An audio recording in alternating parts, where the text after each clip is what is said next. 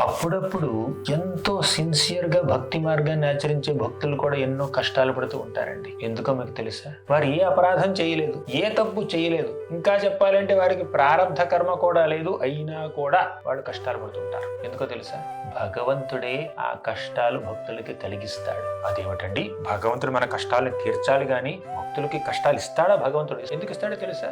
భవిష్యత్తులో ఇంకెవరైనా అదే కష్టాన్ని అనుభవిస్తూ ఈ భక్తుడి దగ్గరికి వస్తే ఈ భక్తుడు కాస్త గైడెన్స్ ఇవ్వాలి, మార్గదర్శకత్వాన్ని చూపించాలి. మీరు ఒక రకమైనటువంటి కష్టాన్ని ఎప్పుడు అనుభవించకపోతే అదే కష్టాన్ని అనుభవిస్తున్న ఇంకో వ్యక్తి యొక్క మనస్సును మీరు అర్థం చేసుకోలేరు.